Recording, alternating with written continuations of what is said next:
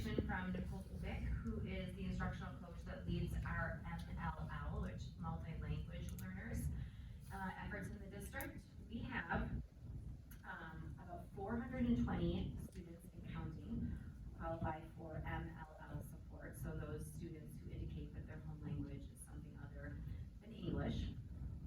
And we have over 61 languages represented in the district amongst all of those students. So Nicole highlighted a few of the efforts that she's led, including the MLL beginning of the year checklist, which details accommodations for all of our MLL students with their teachers, newcomer intake meetings, how to best equip teachers to serve their students, an MLL family guide, MLL newsletter that is mailed out bi-monthly to families, and also a secondary district-wide PLC that she leads that meets the needs of MLL students at the secondary level. She's also made sure that instructional strategies for our MLL students are part of new teacher training every fall. And she also makes sure that tips for MLL instruction are also woven into any of the PD that happens in the district. So that was a great presentation. In terms of business items, the following is coming off of our 30-day review that we will vote on tonight: the K-4 Social Studies Weekly Curriculum, the AP Pre-Calc text, the College Algebra text, and then also the writing units of study, the updated writing units of study for our kindergarten through second graders. That was not on a 30-day review since we already used that program in the district.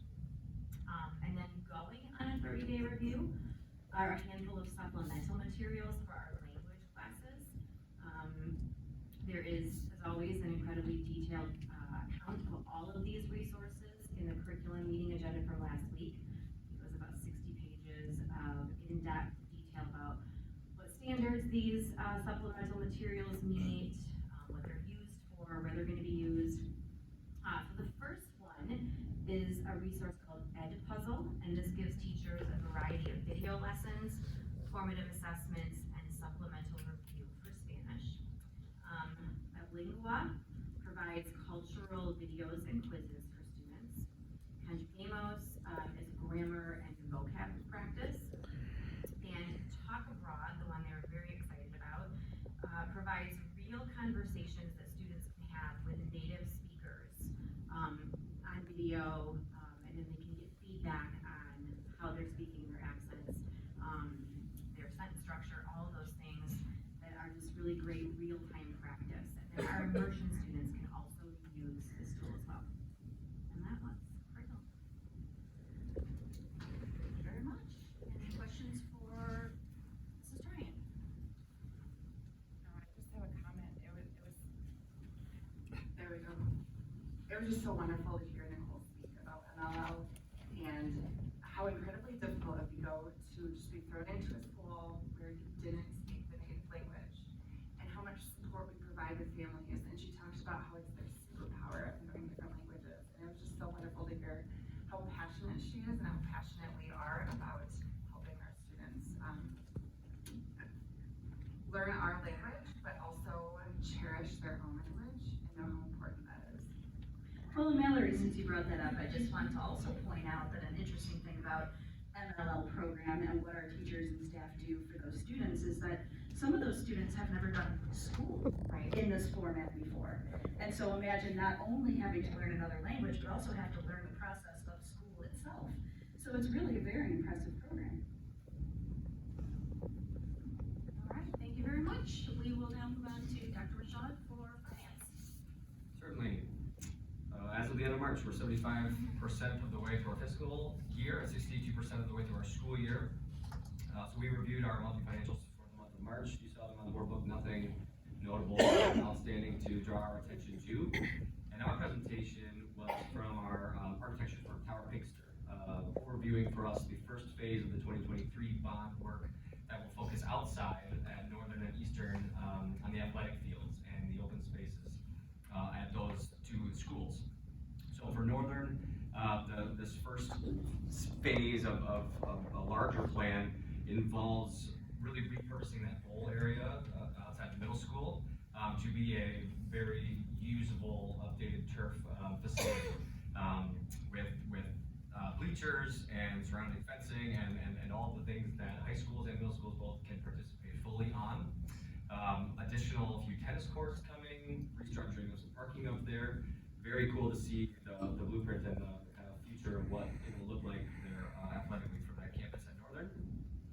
And at Eastern, the athletic improvements that we've talked about before, new softball and baseball fields, kind of on the other side of the entrance drive, additional tennis courts as well. We had talked previously about an additional entrance possibly going on the other side of all of that. That's not in the plans any longer after discussion and evaluating all of the things that went into that. So essentially all the area north of or on the road side, on the Pettis side of that creek that runs through that whole area will remain undisturbed in those plans, and will stay open, kind of wild space. Those blueprints are in the finance packet, the finance meeting this month if you want to look at those further. The plan for both projects is to officially go to bid now in April.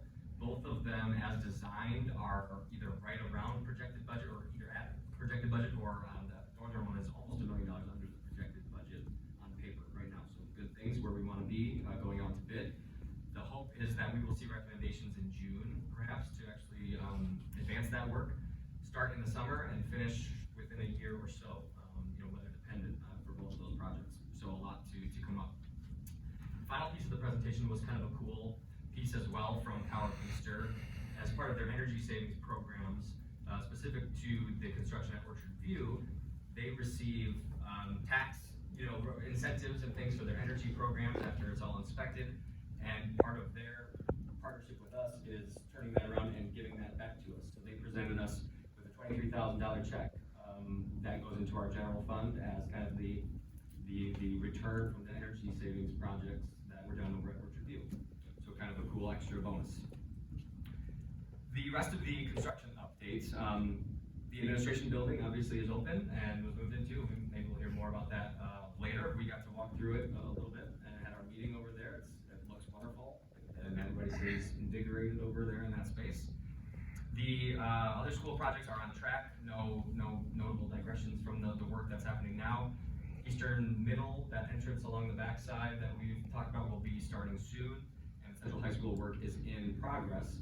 And then we have a rescheduled for a snow day Aquatic Center tour planned for Friday, where we'll go all day to 3 different places that have nice aquatic facilities and take notes and ask questions and do all of that. So that's a big group of different representations throughout the district.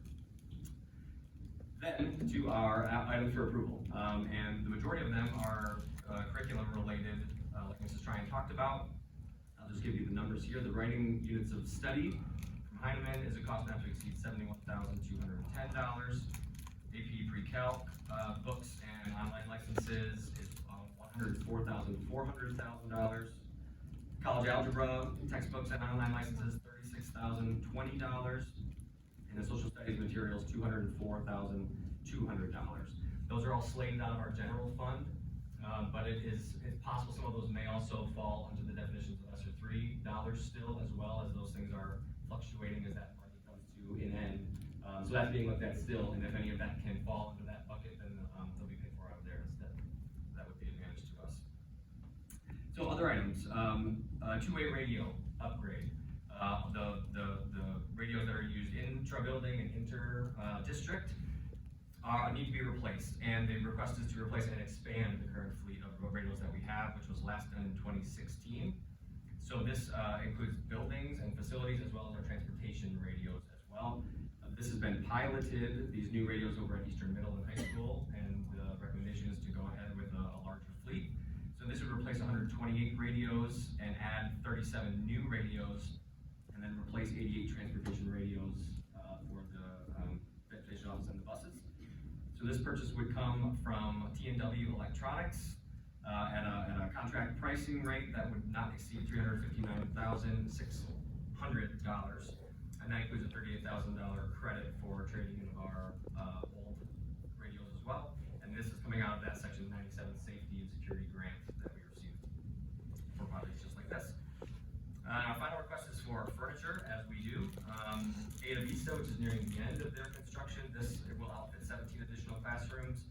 Pine Ridge, this is the first round of furniture for them, will outfit 14 classrooms, and all the things we've talked about before, the same ability to choose and the same purchasing co-ops. This round would be coming from 5 different suppliers based on what was chosen in both buildings, for a cost not to exceed $677,872, and that's again on a